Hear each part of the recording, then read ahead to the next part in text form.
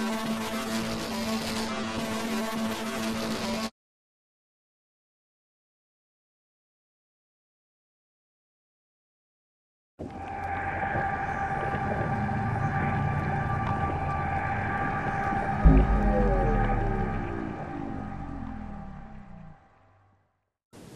everyone, my name's Alan Paletti. You've probably seen a couple of my videos before if you like playing cards at all. I'm doing some new stuff now. I'm doing magic trick reviews as well. If you haven't seen my last episode, go ahead and check it out. It's sponsored by Modern Manipulators, as is this one.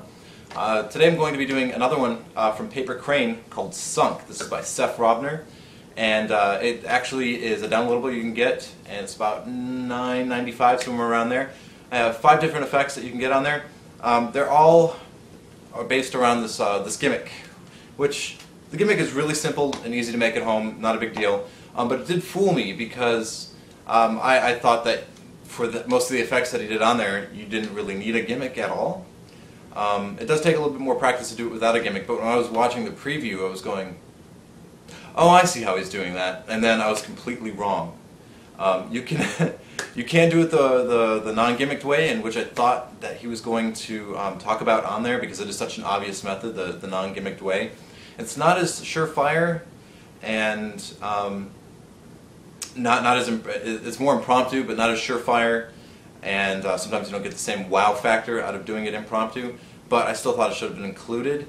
I'm not even sure it was thought about including on there.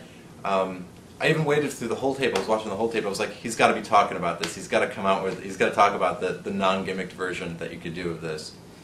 And yeah, no, it got to the end, and there was one called Impromptu Card Rise, and I was going, okay, all right, well maybe this is it then. You know, this is impromptu. Maybe he's talking about the harder way to do it, but that works without the gimmick. And watched the whole thing, and the credits started rolling. And I was going, I guess not.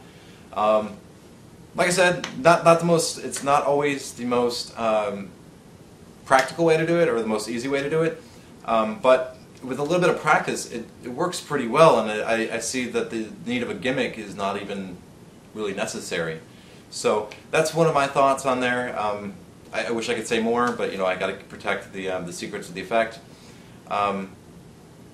For those who are in the know, I'm sure you already see what I'm talking about there.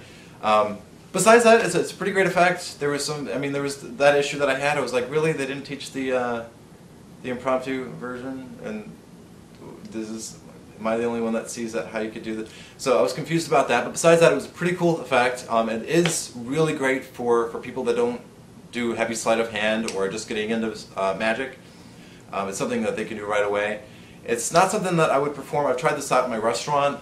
I got mixed reactions on it. Some people really, really liked it. Some people were like, okay. And so it really depends the audience you play it to, and your patter, I'm sure, has a lot to do with it. So, you know, if you can make a relevant patter for a reason for this doing what it's doing, because it sits up in the air, which is cool, right? It remains the only one, but you know, and some people may say, oh, well, it has the same effect as, you know, a card rise.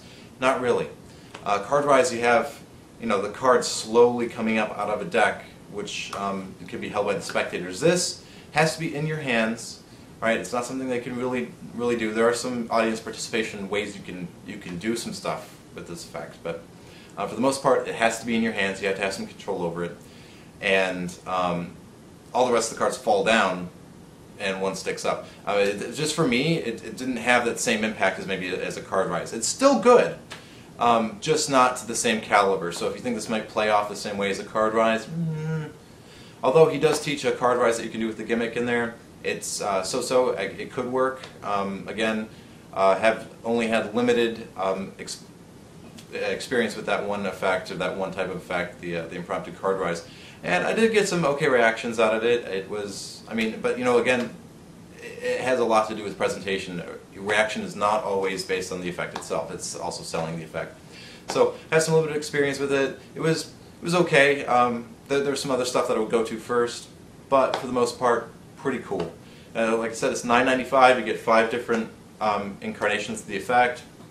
The gimmick is crazy simple to construct and to get a hold of, and it's not.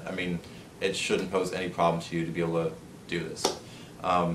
One problem is that depending on the deck that you're using, if you're using packed Jerry's Nuggets, you probably don't want to to use that for this effect, and the people who own this will know why.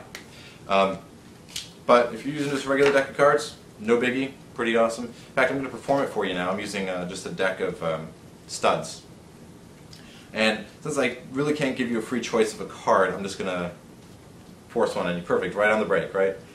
No, but what doesn't matter, right? It could be, you could see it or not, right? It doesn't matter. Place it in the deck, and then if I can get this to cooperate with me. Alright, so now you're going to push that card flush in the deck, right? And if you do this, well, except for that ace, your card, right? And that's, I mean, that's pretty awesome. And then you just hand it out to them. You can. There's a couple of different ones where you can kind of like toss the deck, and they kind of like grab theirs out of it. Some cool little different variations. Now you can do this impromptu. This is something. Let me remove the gimmick here, or let me just tell you what. I'll do it without the gimmick. Okay, I'll do it without the gimmick.